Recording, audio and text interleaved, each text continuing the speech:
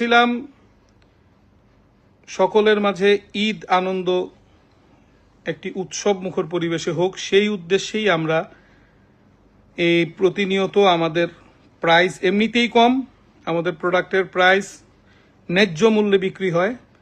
পাশাপাশি আমরা এই পণ্যের উপরেও আমরা আবার একটি অফার দিয়েছিলাম, যে অফারটা ছিল 2টি কিনলে 4টি ফ্রি।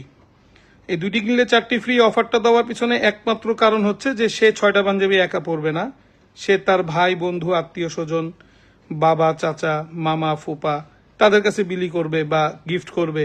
সামান্য দাম, 2টা কিনলে 4টা ফ্রি। এই অফারের মধ্যে একটা পাঞ্জাবির দাম পড়ে 330 টাকা। 330 টাকা দিয়ে ভালো মানের এক প্লেট কাচ্চিও পাওয়া যায় না। তো এই পাঞ্জাবিটার মাধ্যমে তাদের যদি সম্পর্কে কোনো প্রকার ব্যাঘাত ঘটে থাকে, তাহলে এই একটা উপহারের মাধ্যমে, একটা ঈদ উপহারের মাধ্যমে সম্পর্কটাও ঠিক হয়ে যাবে। এখন দেখতেছি যে আমি উপকার করতে গিয়ে এখন আমার জান নিয়ে টানাটানি, এখন আমি জীবন হুমকির মধ্যে পড়ে আছি। এক মাইকেল সাহেব, তিনি বিএনপির অনেক বড় ক্ষমতাবান নেতা, আমাদের মাননীয় প্রধানমন্ত্রী জনাব তারেক রহমান সাহেবের সেই মার্কেটে একসময় দোকান ছিল, সেই দোকানে তার আসা যাওয়া ছিল। সেই সুবাদে সেই পাওয়ারে এখন পর্যন্ত তারা চলে আসতেছে, চলতেছে। আমার কাছে মনে হয় যে আমাদের মাননীয় প্রধানমন্ত্রী তারেক রহমান সাহেব তাকে মনে হয় ঠিক মতো চিনেও না। কারণ হচ্ছে উনি যেভাবে এক্সপ্লেইন করে যে ওনার দোকানের শার্ট ছাড়া সে পরে না, ওনার দোকানের প্যান্ট ছাড়া পরে না। তো আমি তো তাকে এত দামি কোনো কাপড় পরতে এখন পর্যন্ত দেখি নাই। 17 বছর তার লাইভ দেখছি, 17 বছর পরে তাকে দেশে আসতে দেখছি। সে তো সেই এই আকাশি কালারের একটা শার্ট বা সাদা একটা শার্ট, কালো একটা প্যান্ট, নর্মাল একটা জুতা, সে তো 2 লাখ 5 লাখ টাকা দামের একটা জুতা পরে নেই। তো এই প্রোডাক্টগুলা যদি প্রিন্সের মালিক তাকে পাঠাইতো আর যদি সে পড়তো, তাহলে তো আমরা লাইভে দেখতাম। তাকে নিয়ে এখন আমাদের এই সংবাদকর্মী ভাইয়েরা যারা আছেন তারা প্রতিনিয়ত পোস্ট করতেছেন।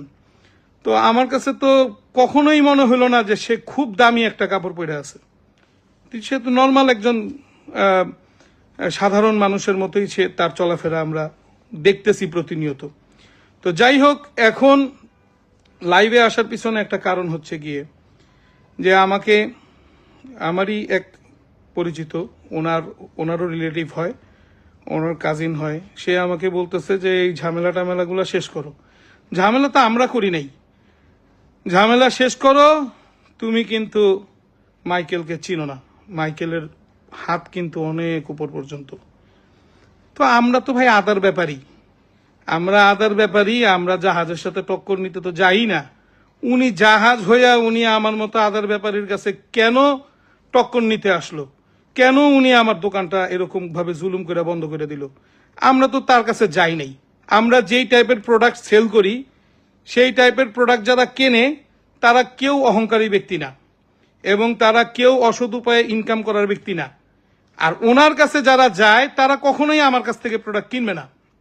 আর আমার কাছ থেকে যারা কেনাকাটা করে তাদের পয়সার অনেক মূল্য, তাদের কাছে টাকার অনেক মূল্য আছে, কষ্ট করে কামাই করে, তারা আবার তার কাছ থেকে কিনবে না।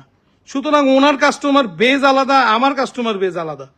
তো এইখানে আমার এরকম মারমুখী হয়ে আমার বিরুদ্ধে অ্যাকশন নেওয়াটা ওনার আজকে নতুন না। ওনার এবং আশেপাশে আমরা যখন নতুন দোকানটা করছি, এখন ওদের বক্তব্য হচ্ছে 300 টাকায় পাঞ্জাবি বিক্রি করো ফুটপাতে গিয়া, তুমি স্টোর নিছো কেন?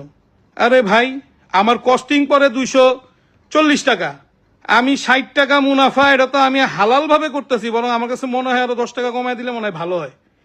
তো এইখানে আমি 240 টাকা কস্টিং এর একটা পাঞ্জাবি, 10 টাকা একটা ব্যাগ, 250 টাকা, অবশিষ্ট 50 টাকা প্রফিট মার্জিন, মানে অনেক ভালো। তা আমি এর চেয়ে বেশি সেল করব কেন? আমার কিয়ামতের দিন তো আল্লাহর কাছে জবাবদিহি করতে হবে। আর কাফনের কাপড়ে তো পকেট নাই যে আমি পকেটে করে টাকাগুলো নিয়ে যাব। সুতরাং আমাদের যেই রকম ভাবে কস্টিং পড়তেছে, আমরা সেই রকম ভাবেই প্রোডাক্ট সেল করার চেষ্টা করতেছি সবসময়।